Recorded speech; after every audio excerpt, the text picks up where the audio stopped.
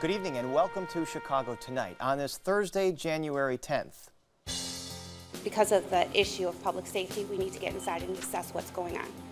City officials go to court to seek entry into R. Kelly's Chicago recording studio amid fallout from sexual assault allegations. Illinois' billionaire governor-elect says he'll be hands-off of his wealth while he's in office. Well, you may have heard his family name in local politics before. Gerry Joyce is here to talk about who he is and why he's running for mayor. We look forward to a prompt day in court to prove the innocence of Alderman Burke. Two attorneys with experience defending against and prosecuting federal corruption charges examine the case against Alderman Ed Burke. One of the leaders of the Chicago Teachers Union is here to talk about the mayor's race, charter schools, and upcoming contract negotiations. Unlimited paid vacation time sounds like a fantasy workplace benefit, but is it too good to be true?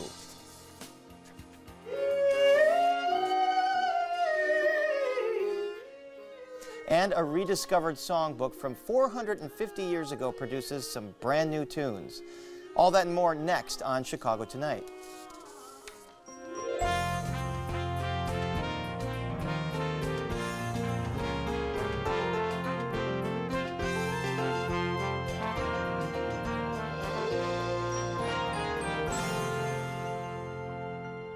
Thanks for joining us. I'm Paris Schutz. Federal workers affected by the government shutdown took some action today.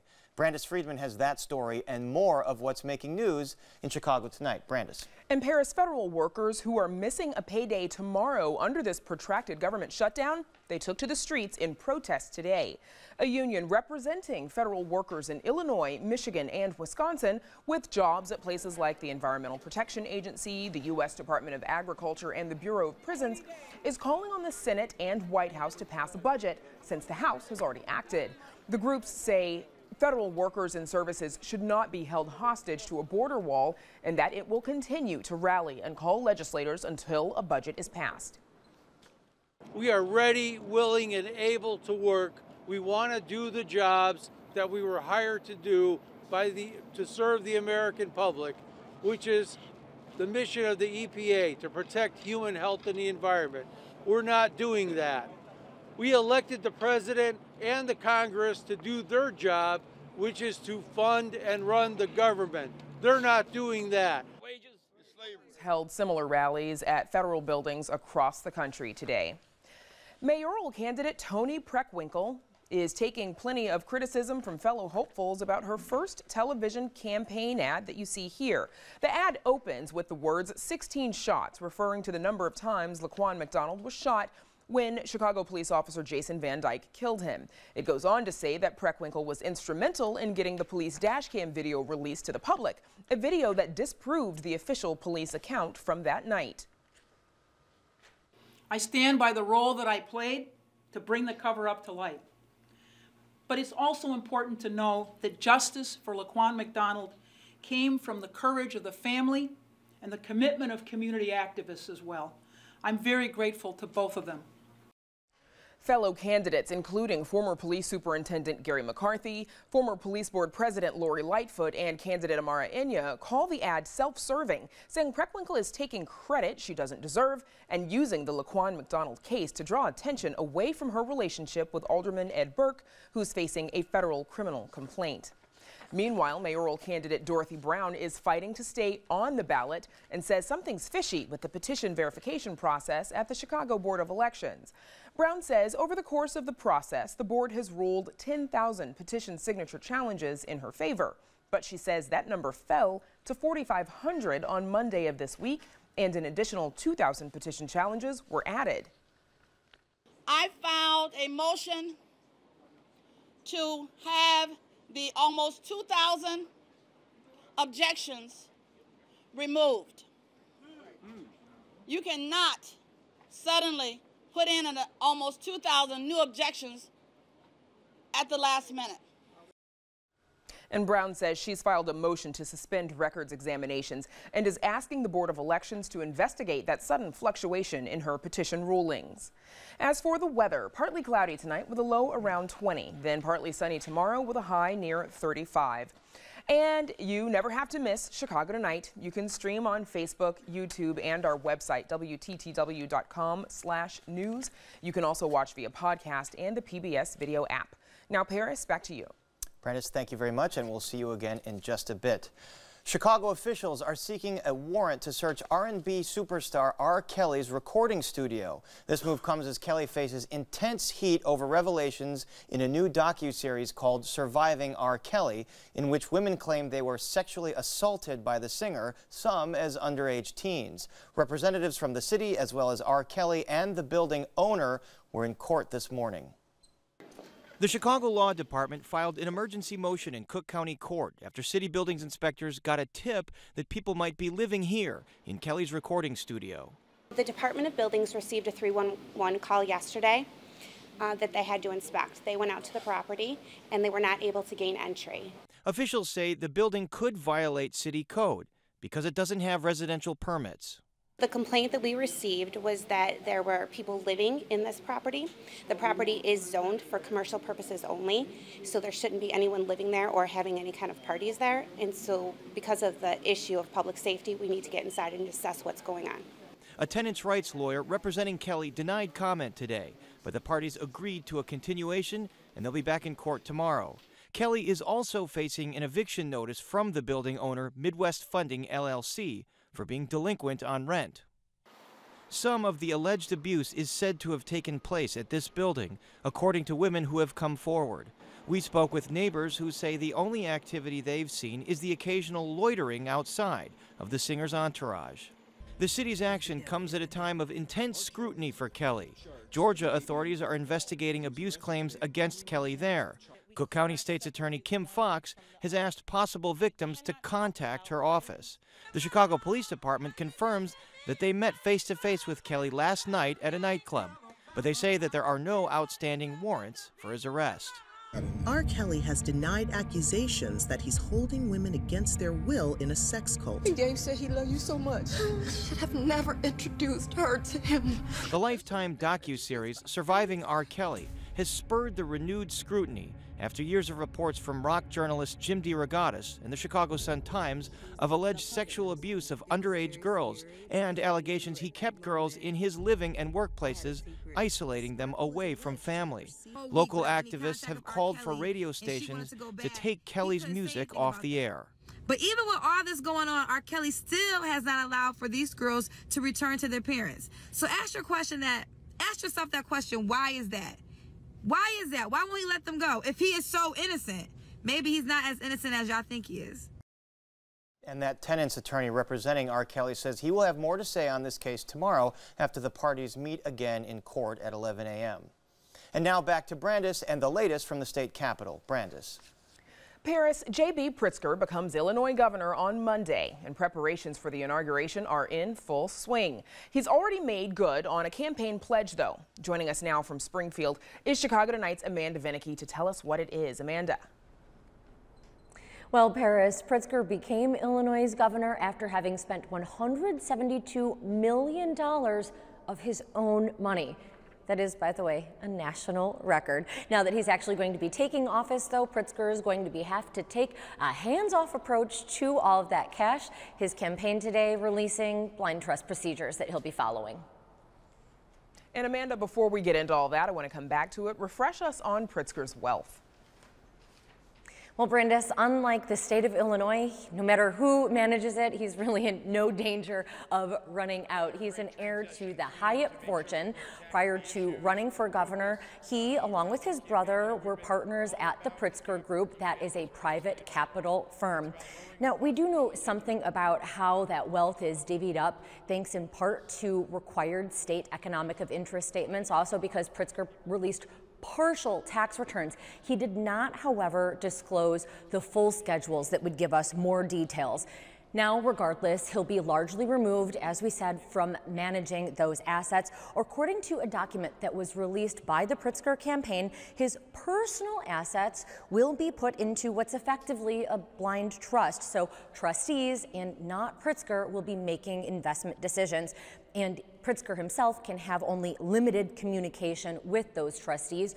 According to that memo, Governor-elect Pritzker believes that public service is a public trust. As governor-elect and governor, he's committed to taking all steps necessary to comply with Illinois ethics rules and to promote transparency and accountability to avoid even the appearance of a conflict of interest, it says.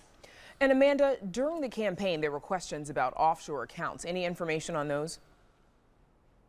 Well, according to the legal team that prepared this memo and set up the blind trust procedures, Pritzker is the beneficiary of, quote, several domestic and foreign trusts that are, they term it, irrevocable, and from which he cannot, they say, alter or terminate investments. So for those, trustees will be making decisions on his behalf. I should add that there are state laws in place. Pritzker and his family are subject to those, but Pritzker's wife, MK, not as stringent of rules as Pritzker himself must follow.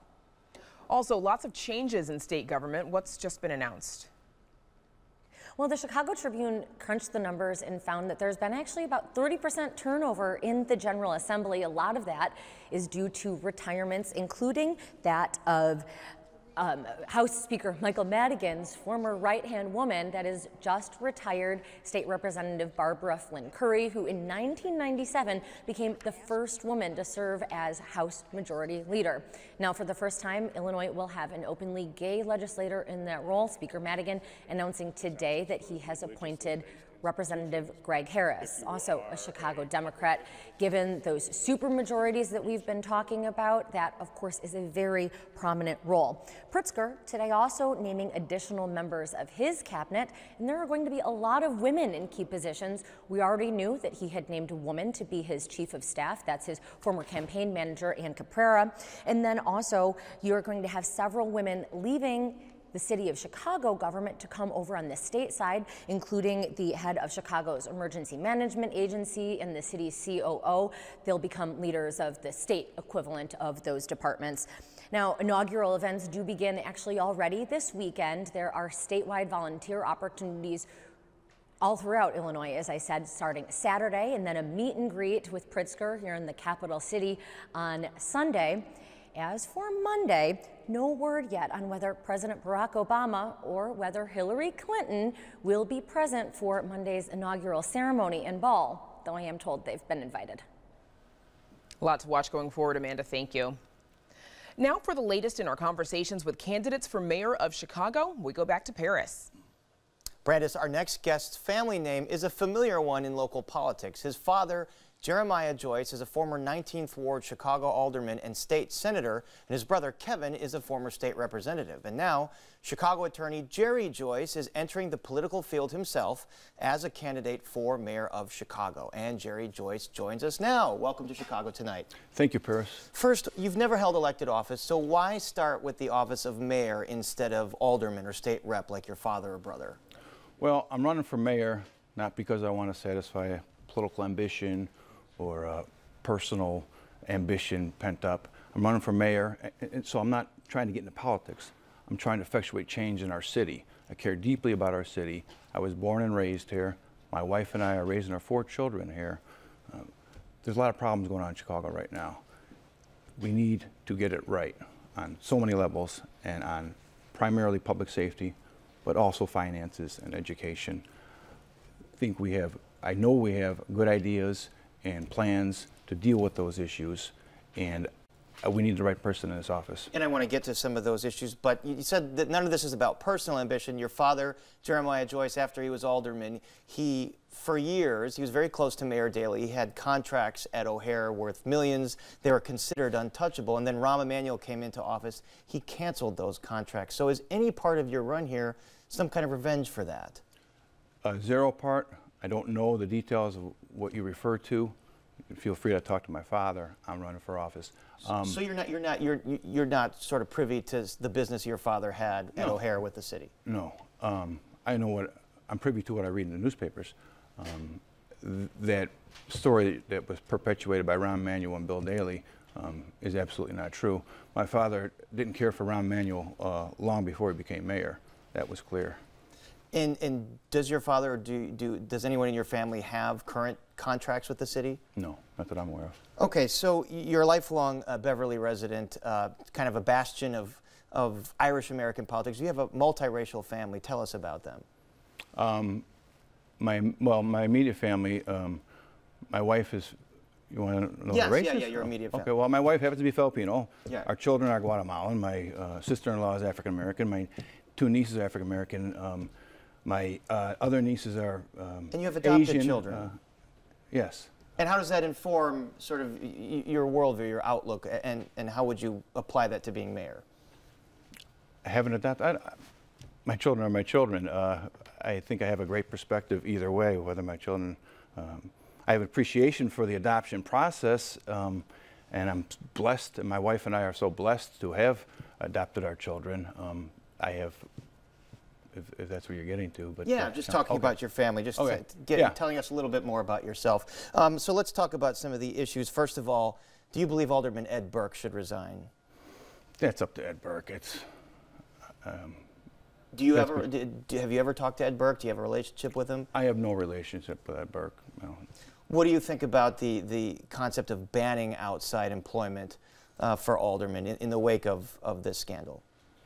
Long before the wake of the scandal, I think if you're making $100,000 in a government position, that should be your sole position. So I'm all for banning outside employment for aldermen. And what's your plan to address violence in Chicago? You say this is your #1 issue. I think it is our city's #1 issue.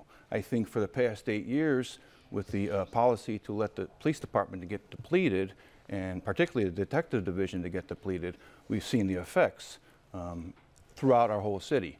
And if we don't get that right, now numbers are coming back up, but for so long, the detective division went from 1,200 to 800. Clearance rates, let's just say shootings, because everyone's well aware of the homicides, but clearance rates have halved. So now we're in the mid-teens on clearance rates on shootings, which we have 25, 27, 2,800 a year at minimum lately. So let's, you take it through it. Clearance rates go down, detectives go down. It doesn't take a genius to figure out that crimes are not being investigated, shootings are not being followed up on. So we have 2,000 shooters per year that are not being apprehended or even identified, so uncleared. So we have so many shooters out there that has impacting crime. So and we're talking about shots that are actually connected, not missed shots. You want to beef up detective ranks? Absolutely. And how do you propose to pay for that? It costs a lot, pensions and salaries and equipment. How do you propose not to pay for it? That's the future of our city. We need to follow up on crimes. We also have to attack the other end too. And this community policing concept needs to be gotten right also. Community policing and CAPS is a great PR tool, but you have to get to the root of it, and we need to get police officers embedded in the communities that they serve, so that this trust or lack of trust or lack of confidence in our police department by communities is done away with. And we can accomplish that. We have a proposal to have a pilot project in 1 or 2 districts starting out, whereby there will be 10 to 8 beat officers for a minimum of 30 months with 1 sergeant per beat. We can monitor the results on that. They will be in there. We'll incentivize them, probably bonus points on promotional exams or promotional situations, in order to get those officers to stay in there, have the opportunity to establish relationships with the community, learn who the good people are, who the bad people are, where the problems are, how to address them. So we're not just having officers coming in, coming out, and not getting that intelligence that is so important to follow up on crimes. What's your view on the Chicago Police Department consent decree that would bring in federal oversight? Excuse me. My view is that the consent decree is going to be in place by the time the next mayor is taking office.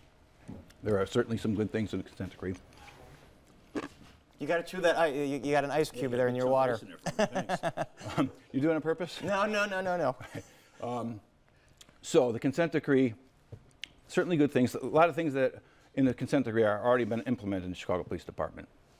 So The next mayor, the next administration will be bound by the consent decree. So my view is there's some very good things in there. I'm not sure about the costs of it.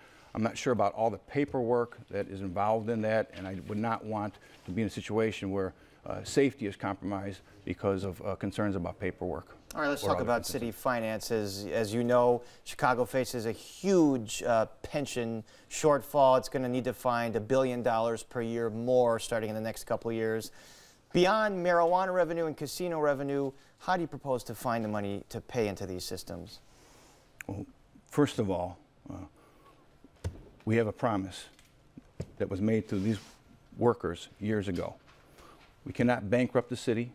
We cannot get a constitutional amendment to short these people. They abided. It's not their fault that we have this shortfall now. They paid into their pensions. The leaders of our government did not pay in. They should not suffer the consequences for that. So, right? Yeah, well, no, go on. Okay. To the revenue aspect, though. To revenue, we need to find new revenue. We cannot solve this on the backs of residential property owners. So we have proposals for new revenue, one being sports betting that is now allowed by the Supreme Court.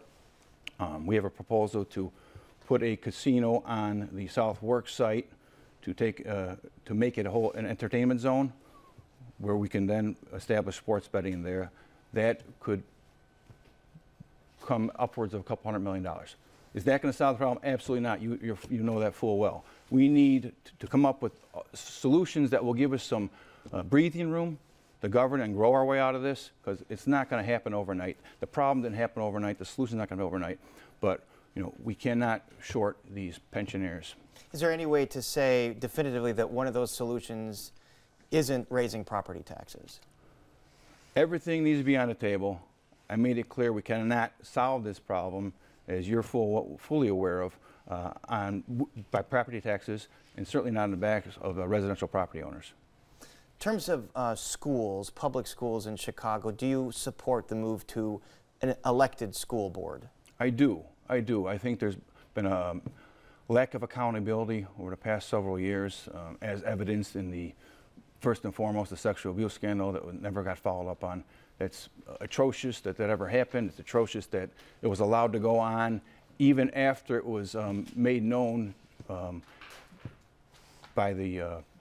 made known from the Tribune's investigation to CPS authorities back in January, before they even published the report, the expose on that despicable problem. So that I think that might have been avoided if we had more accountable board members, people that were in the communities that they serve, people that have a little more investment in their vested interest. So I do support an elected school board. That was one example of accountability. It's also in the whole lack of cleanliness in the public school system, which is also takes a shot at maybe privatization is not the way to go in these instances all the time. So I support the elected school board. 6 members, 1 per district elected, 1 mayoral appointee. Mayor should still have some input into what's going on to the Chicago Public School System. Gerry Joyce, you won the lottery to be the first name on the ballot. So, and you don't have a petition challenge, so you will be on the ballot, and we look forward to hearing more from you. Well, thank you very much. All right, and there's more Chicago Tonight just ahead, so please stay with us. Chicago Tonight is made possible in part through the generous support of the Julius Frankel Foundation.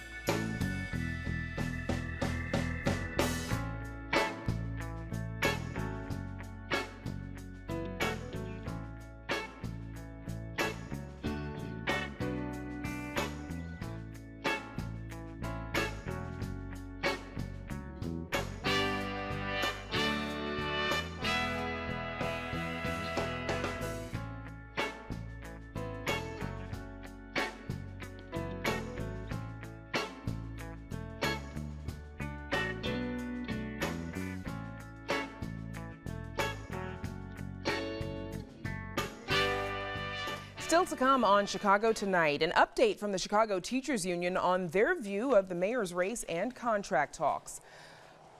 Also, a rediscovered songbook from 450 years ago produces some brand new tunes that'll get a hearing in Chicago. And what kind of road trips would you take if you had unlimited paid vacation days? But first, we're going back to Paris and a look at the legal trouble facing Alderman Ed Burke. Paris. Brandis.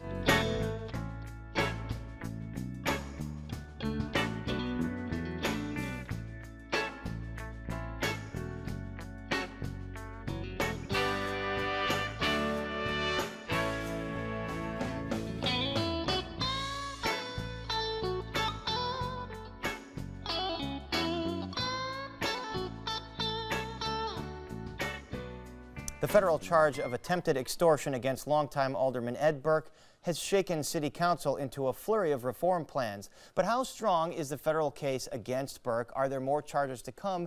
And what message are prosecutors sending by going public last week with that allegation of attempted extortion? Here to share their insights are Attorney Gal Pasetsky of the law firm Pasetsky and Berliner. Pasetsky has defended public officials against federal corruption charges. And Juliet Sorensen, Northwestern University's Associate Dean for Clinical Education and the director of the Bloom Legal Clinic. Sorensen is a former assistant U.S. attorney who focused on fraud and public corruption. Welcome, both of you, to Chicago tonight. Good evening. Thank you. So my first question, Gal, why do you believe the feds came forward last week with a criminal complaint as opposed to a formal indictment returned by a grand jury against Ed Burke? I think the investigation is still ongoing, but the feds wanted to arrest Burke at this time, well before the elections here in Chicago for the mayoral elections, because there is some, at least innuendos or insinuations that some of the people who are running for mayor received money that is directly connected to those to the extortion that is alleged. Juliet Sorensen is a former federal prosecutor. Would a prosecutor have that on their mind when they decide when to go public with a case? It all depends. At this point, we know a very small universe of the facts that are known to the U.S. Attorney's Office and the FBI with regards to this investigation. I do think that in this case, the choice was made to charge by complaint and not by indictment because this makes the charges public. It gives the opportunity for individuals who may have criminal exposure associated with the investigation to come forward, to possibly engage in talks with the U.S. Attorney's Office, and maybe even cut a deal before additional charges and potentially additional defendants come down the pike. And Gal, you've mentioned that that this clearly is just part of the investigation, what we know right now. How much bigger do you think this could be? I think it could be much bigger. We obviously know from the number of the calls that we see, they're all numbered, session 305, session, whatever session it was. Yeah, it goes from 309 to 9,784. So this is the calls that they've wiretapped. Does that mean they've listened in on 9,000 calls? Yes, well, they at least have them. I don't know if they listen to all of them, but they listen to probably the majority of them, and they obviously listen to calls beforehand as well. So we know that it's an ongoing investigation. In order to get a wiretap, also a Title III, what we call a Title III, there has to be probable cause in order to actually get that request from a judge or the signature from a judge to allow you to listen to these calls. So obviously there has been some sort of a probable cause before the wire went up even.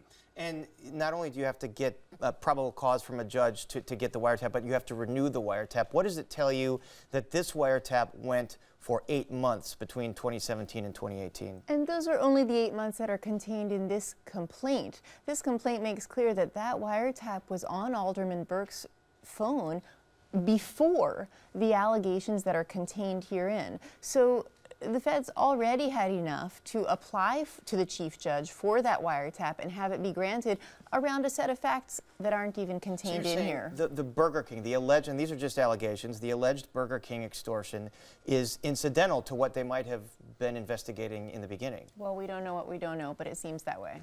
And Gal, how difficult is it for the federal government, or will it be, to prove these allegations?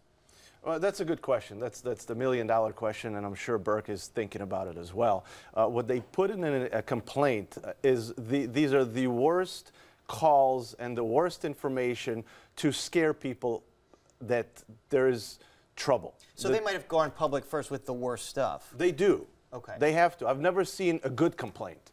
It's always a nightmare. when you look at a complaint. But then the discovery will come after his indictment, and you're going to see other information. You'll be able to poke holes. At least that's what Burke will hope for. He'll be able to poke holes in what's in the indictment now. Juliet Sorensen, the indictment contains, I'm sorry, the criminal complaint contains these wiretap conversations, but is there a way that a defense attorney could interpret this as some kind of benign intent by Alderman Burke?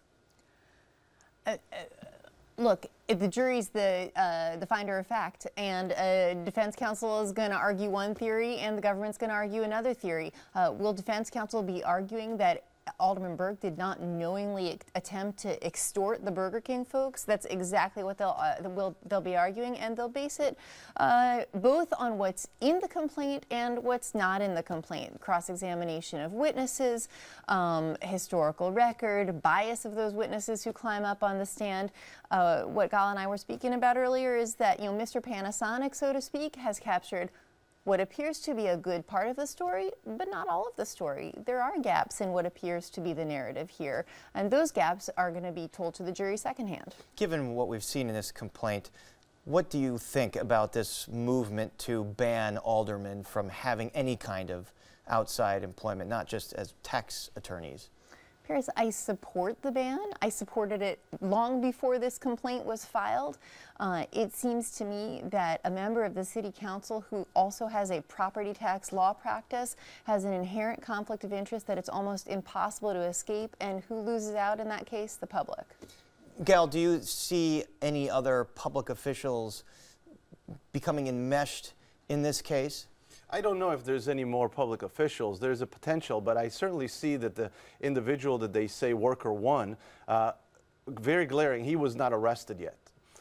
So I think the government is either hoping that he's going to work with them, or he already is working with them. But if I was Burke's attorneys, I would point the finger at him, because he is the one, according to the complaint at least, that raised the whole issue with the driveway and why isn't there a permit for it, and he made that legal fiction rather than Alderman Burke. He or she, correct. And what about Alderman Burke himself? Do the feds want him to cooperate, perhaps? Oh, for sure. I mean, they're always looking to go higher.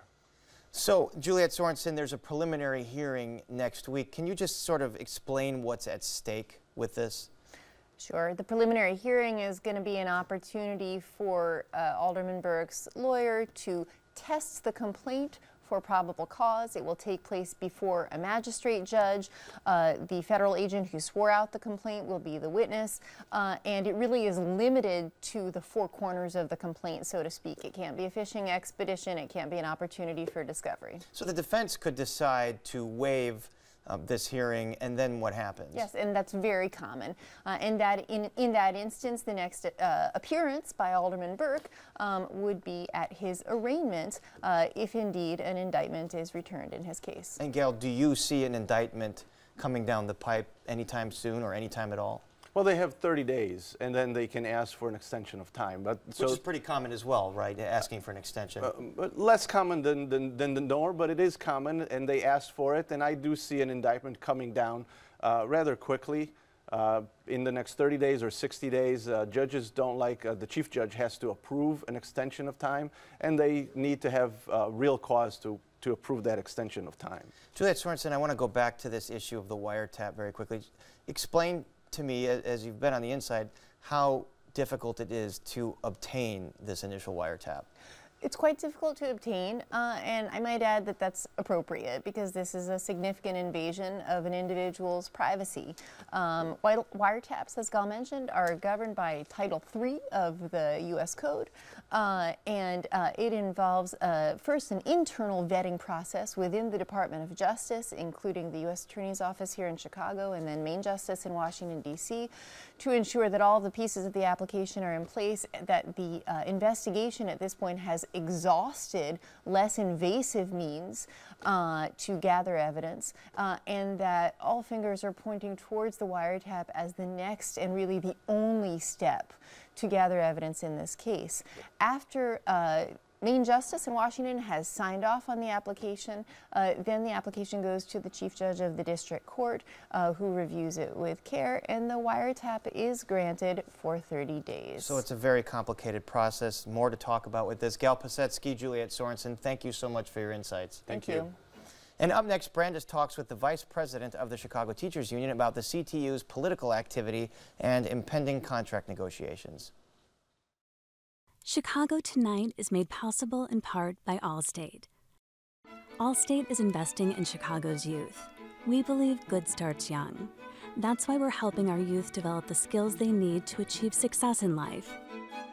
Allstate is proud to empower the next generation of leaders.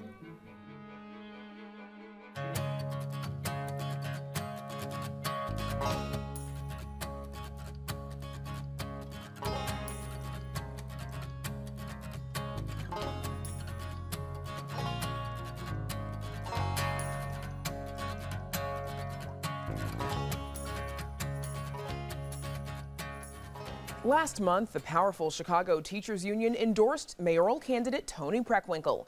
But some CTU members are calling for the union to rescind that endorsement since Preckwinkle has ties to Chicago Alderman Ed Burke, who's facing a federal criminal complaint.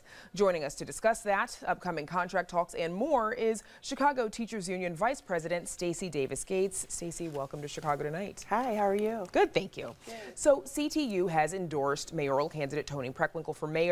Do you think you all did that too early? No, in fact, what we do all the time is have very deep dialogue with our members on a variety of levels.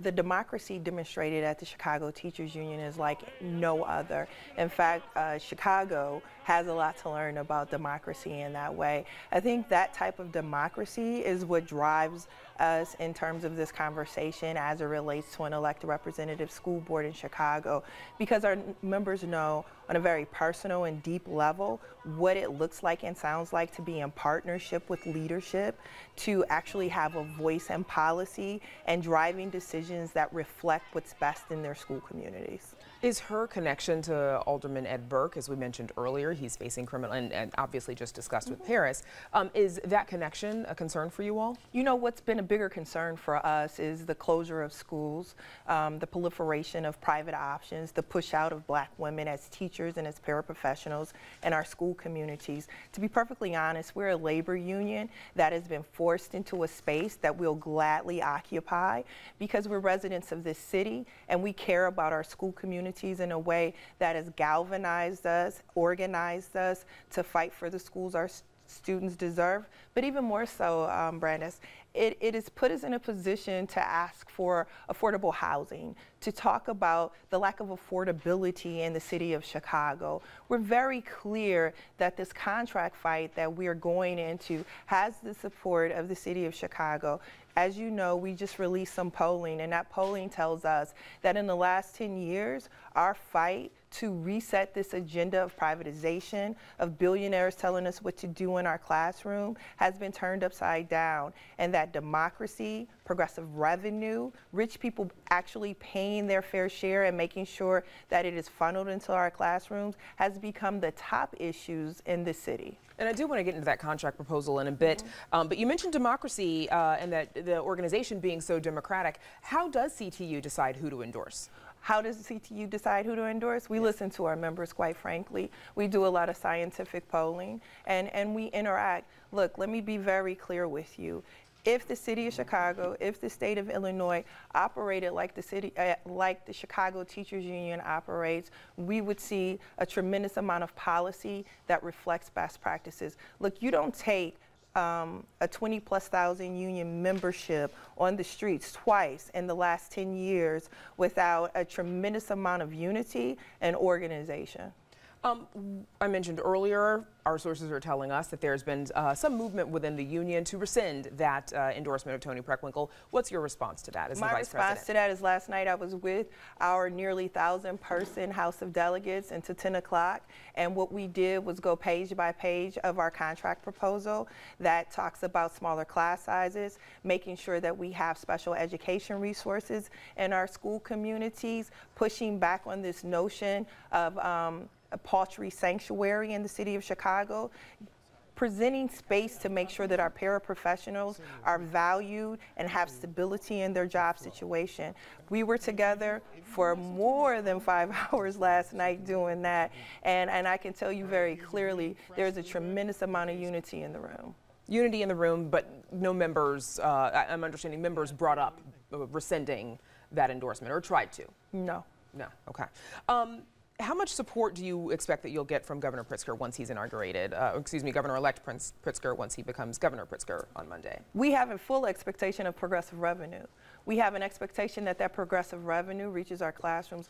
Look, we're at a time to hit reset in Chicago. For the last 8 years, we have been battling a man who was just hell-bent on making sure our space did not reflect the best practices of public education, marginalizing school communities, pushing black women out the door. We are hopeful in this moment where we will get a new mayor and a new governor, that progressive revenue will fund that new funding formula, that progressive revenue will make sure that we have librarians on the south side and on the south side and the west side of Chicago, and make sure that we are actually realizing the schools the Chicago children deserve. Our parents, our stakeholders, our allies need voice and school policy. That's where an elected school board comes in.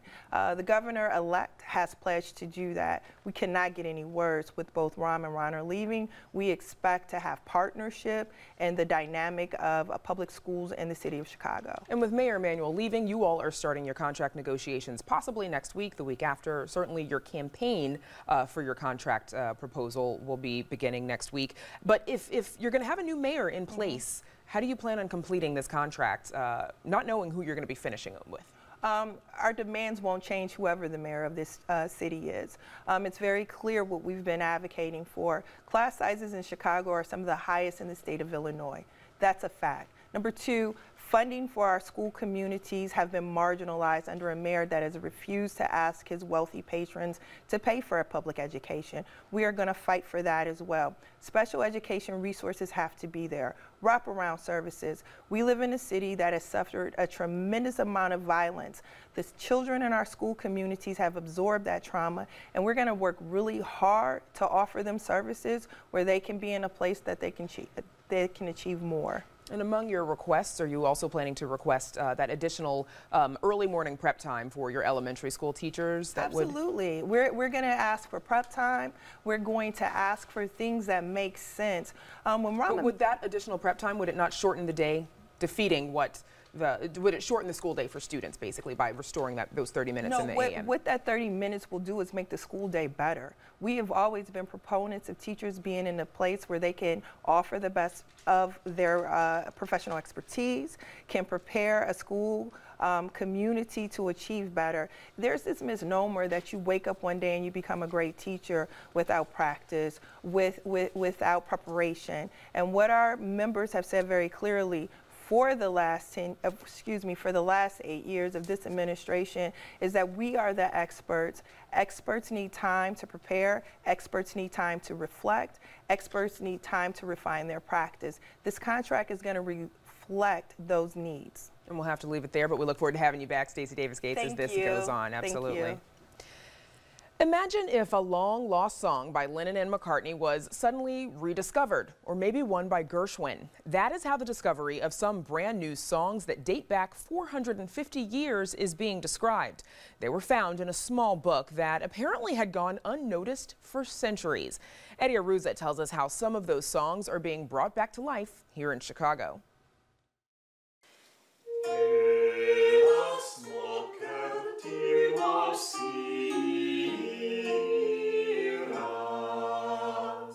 It's a sure thing you have never heard this music before.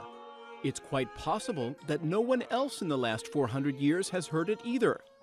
The song is one of nearly 50 short works handwritten in this postcard-sized book that was lost for centuries and that suddenly resurfaced 5 years ago. This newly discovered, very, very rare songbook from the 15th century just appeared as of nowhere. It's called the Louvin Songbook, named after the city in Belgium where it's now being housed. A Belgian art dealer bought it at auction in 2014 as part of a stack of old papers. But the buyer quickly realized that it was not just another antique book. He took it to a musicologist at the Catholic University of Louvin, who confirmed that it was an extraordinary find. And an awful lot of pieces from the 15th century come from multiple sources. They were copied into other manuscripts or other collections. But this book has 12 pieces that were unidentifiable, and that's really exciting. The discovery makes the Louvin Songbook only the 6th known songbook from the 1400s to survive. Nothing like it has been found in nearly a century. Its elegant brocade cover is largely intact, and the handwritten music on parchment indicates it was probably owned by a wealthy arts patron. But who that was remains a mystery. The bigger unanswered riddle is who wrote the never-before-seen or heard music. There is that kind of a tantalizing promise that there is actually among these unique pieces a piece by a famous composer. It's just not identified. That riddle may never be solved, but in the meantime, early music groups like Chicago's Newberry Consort are jumping at the opportunity to perform these new old tunes. I think this music is right up there with the best of any music of this era that I've played.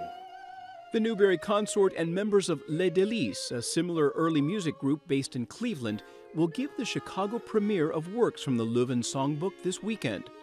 But there were a number of challenges in adapting the ancient manuscript for modern-day performances. When we work with a piece from a source like this one, we have to score it up, we have to find what errors might have occurred in the copying. Sometimes it's in the text, sometimes it's in the notes, could be rhythm, could be pitch, and figure out how the piece is meant to go. This music doesn't specify often who is to sing or play a given part. That's something that we have to sort of explore on our own based on looking at pictures of groups performing music, what kind of instruments commonly played together, some written descriptions of people playing and singing together. The songs are all in French and deal with the many aspects of love. And while the songbook does not specify what instruments, if any, should accompany the tunes, early music experts have some clues of what might have been used. Among the instruments the Newberry Consort will employ is the predecessor of the modern violin called the vielle.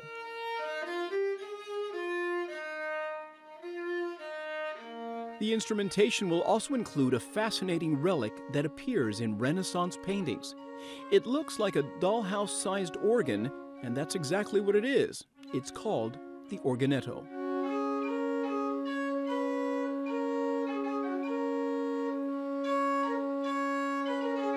Facsimiles of the Louvin Songbook have already been published, precisely recreating its size and look. For early music fans and the professionals who perform it, the discovery has been an ongoing holiday gift. Kind of like Christmas. For historical musicians, we couldn't wait to get our hands on that music, and we knew that one day we would put a concert together that featured the Louvin Songbook. And to the anonymous composer or composers of the newly found songs, a belated merci beaucoup. For Chicago Tonight, I'm Eddie Aruza. The Newberry Consort will present 3 performances of songs from the Louvin Songbook this weekend. We have more information on our website, where you can also find a link to see the completely digitized songbook. And for the average working stiff, the idea of taking as many paid vacation days as you want may sound like a dream. Who wouldn't want more time off from the grind? Well, a growing number of companies have told their employees to go ahead and live that dream with a policy known as unlimited paid time off, or unlimited PTO. But as good as the concept might sound, reviews from the rank and file are not all raves. Here to talk about what's in unlimited PTO policies for employees and what's in it for companies are John Challenger, CEO of outplacement and career transitioning firm Challenger Gray & Christmas, and Jennifer Mesa, Vice President of People at the human resources software company Yellow, which offers its employees unlimited paid time off. Thanks to you both for joining us. So nice to be here. Happy to be here. John, let's start with you. What exactly is unlimited PTO? More and more companies today are finding that their employees are asking for autonomy in their jobs, the freedom to go out and take time off when they need it. That might be taking a vacation, but it also might mean taking an hour or two to go to your daughter's soccer game. So companies are beginning to say, maybe we ought to think about just giving them control over that, letting them take the time off when they need it, and not watching that, piece by piece by piece. What are some of the sectors or industries that are best suited to using this kind of policy? Well, in some ways it's functions as well as sectors. So tech certainly is using it. The millennial generation is much more interested in not being over-controlled. But we're seeing it in jobs where particularly the work can be measured. So it's no longer thought of as we're going to see how many hours you work, but what are you going to get done? And when you're in that kind of situation, say like sales, or if you're in coding and you have to get projects done, it really doesn't matter when you get the work done. It doesn't have to be 9 to 5. You might do that remotely, and you might do that in the middle of the night. Jennifer, what kind of utilization rates are companies seeing? What are you seeing, for example, at Yellow? So at Yellow, our employees love the policy. It has a 93% satisfaction rate with our employees. We've always had it, so it's not something we've rolled out. So it's something that's been utilized and understood at the organization for the entire time we've been in existence. We don't track the time off, so it's not only that it's unlimited, it's also that you're not logging it in a system. But we find on average people take around 3 weeks of time off under the policy. Is that more or less than they may have been taking before? Or you never had it at Yellow, but in your other experience, what are people taking? Yeah, so in companies I've worked at that had a tracked policy, we usually saw something with people starting with maybe 10 vacation days a year and going up to 4 weeks after some amount of tenure. A company that has a policy like ours really levels the playing field, so it takes it away from thinking of it as time off as a benefit that's tied to a monetary reward, like you can save up your paid time off days and then cash them out. So really framing it as your time off should be your time that you reset and recharge. We work in an environment where everyone is connected all the time, the pressure is high, you're on call, so people really need to recharge and take that step back, so we encourage the flexibility. And John, are certain groups, are they more interested in UPTO, for example, older maybe versus younger workers? Generally, it's been more younger workers, not used to that and caught up over years and having that structured environment. Again, this is a benefit that fits with today's change in the workplace. It used to be that you'd go in each day, you'd clock in, you'd clock out. That was how companies viewed the work. Today, it's much more about the amount of work you do or meeting the goals of the work that are set by your company, and then the quality of the work. If you meet those goals, then this is the kind of benefit that really allows your workers to feel like you're giving them the freedom to live their lives. How are longer tenured or maybe even executive level employees viewing unlimited paid time off? Because maybe if you're longer tenured, you've earned a lot of vacation time and now you're getting the same amount as everybody else. Well, there's been some controversy about that, and one of the issues with this kind of change is at the end of the year, you no longer accrue those paid days off that you didn't use. So in the past, people would bank those days from year to year. If that was the policy at the company, then at some point you might earn those back. In this kind of approach, at the end of the year, those days are gone. So there was also often a rush at the end of the year to use up your days because you hadn't taken all your days. Or to get paid for them if it's the kind of company that pays you out for unused days. Exactly. And so for many people, then executives who work long hours and often don't take their vacation, this is just kind of in keeping with what they've always done. They'd use their days when they need them, but just didn't get done that often. Jennifer, how does this policy affect things like medical leave or family leave? How do you make sure they don't cross? That's such a good question. You have to be so clear in separating those things. So we have paid parental leave, and we treat that separately. Then we do our unlimited time off. We have our medical leave and FMLA leave, bereavement leave. All of those are separate. So we really encourage people to think of unlimited time off as your recharge time. It can be your sick time. We don't really ask people to distinguish, but if it's a major illness or something that's very serious, we do treat that separately. How do you ensure that this is implemented fairly and equitably and that you don't have some people who are taking 5 weeks versus others taking 1 or 2? Yeah, it's so much about trust. People have to trust the company that they work for this to work, and they have to trust their coworkers and they have to trust their managers. If you don't have that, then you can feel like someone in your department is taking more than their fair share and you're picking up the slack. It's a lot of having a strong management team that really can hold people accountable for their performance and what they're delivering, and it's not afraid to have those conversations. But as John said, it reframes it from the hours that you're in your seat to the work that you're delivering.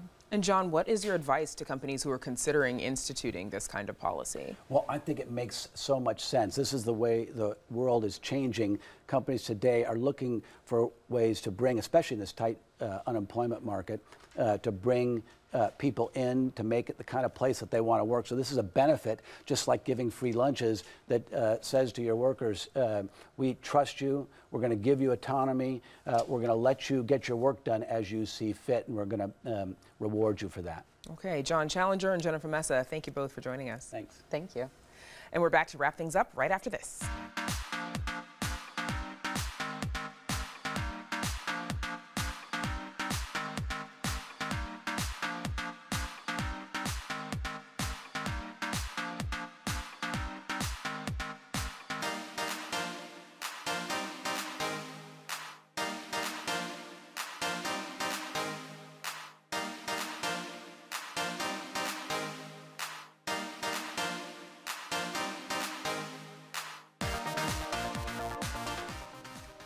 And that's our show for this Thursday night. Stay connected by signing up for our daily briefing and join us tomorrow night at 7 for the Weekend Review. And we leave you tonight with another new 450-year-old song played by the Newberry Consort.